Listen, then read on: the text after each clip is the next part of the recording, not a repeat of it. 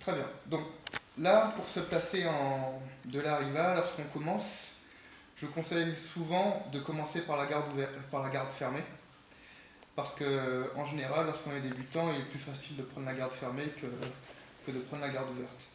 Donc, pour se placer de la garde fermée de l'arriva, il faut quand même respecter un certain nombre d'étapes.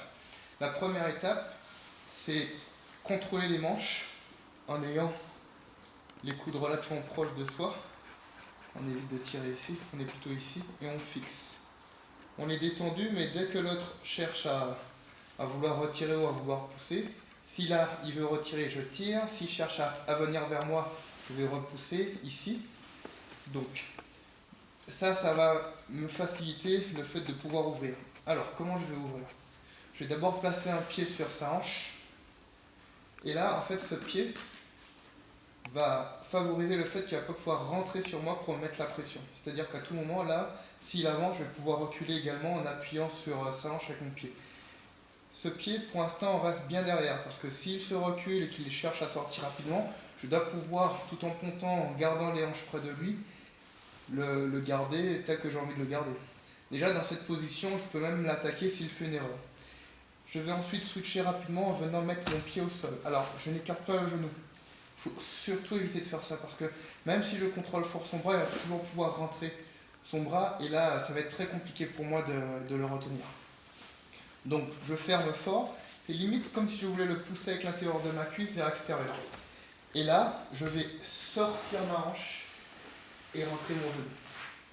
Ça, c'est une étape extrêmement importante, parce que de cette position, je peux l'attaquer de façon simple et efficace, ou alors le forcer à monter au genou. C'est-à-dire que dans cette position, je peux commencer à travailler sur des triangles, travailler sur un J, sur une omoplate, et autant je peux faire ça de ce côté, je peux faire exactement la même chose de l'autre côté. Donc mon partenaire se retrouve pris dans le fait de pouvoir se faire finaliser ou renverser. Je peux également switcher et venir travailler au col. On verra quelle importance ça peut avoir pour des variantes de l'arriva.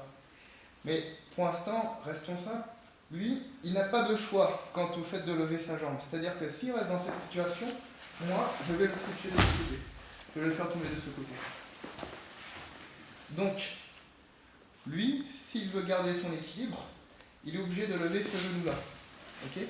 Parce que là, ça va devenir compliqué. Il redescend, s'il te plaît. Si François lève cette jambe, ça ne va pas empêcher de partir en omoplate, ça ne va pas empêcher de prendre un triangle, et ça ne va pas non plus m'empêcher, si je veux le faire tomber, de le sweeper. Donc il est obligé de lever cette jambe. Maintenant qu'il s'est placé dans cette position, moi je peux difficilement rester sur le dos ou avec les hanches sorties de ce côté. Donc ce que je vais faire, ma hanche était relevée, je vais la placer au sol et je vais relever l'autre, comme ceci en faisant une langouste, et je vais venir placer mon crochet tout de suite, redresse-toi un peu, comme ceci. Soit, alors, il y a plusieurs façons de placer le crochet de l'arrière. Soit je le place ici, en appuyant avec ma pointe de pied sur sa hanche. Soit je peux venir le placer profondément, mais là il faut vraiment bien contrôler le haut du corps, faites attention ceux qui ont des problèmes de genoux. Ou éventuellement je vais le placer vraiment ici au niveau du poplité.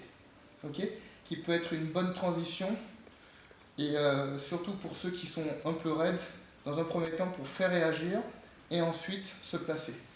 Donc là François me donne bras, voilà, je me suis placé comme ceci. Et ici. Ok? Maintenant, ce qui est important pour moi, c'est d'éviter que François tienne mon col.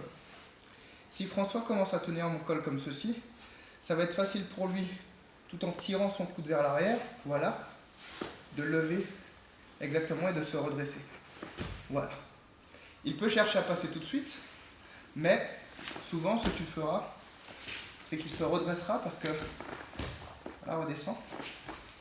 S'il se redresse et qu'il garde la tête vers le bas, ici, il peut toujours repousser et remonter. Ok? Donc là, deux choses.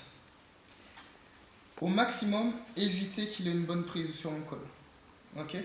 Donc là, j'essaie plutôt de repousser ici et de tirer là. Si François décide de lever sur sa jambe, ici je cherche à pousser. Et là, je pousse et je tiens. Ok? Si je sens qu'il n'a pas de velléité de venir contrôler mon col, je peux relâcher la pression. Mais dès que je sens qu'il veut revenir, ici je le place. Et là, je vais de façon préférentielle me placer sur son pied, mes fesses sur son pied. Là, je peux venir en crochet profond, redresser et venir récupérer ici dans un premier temps.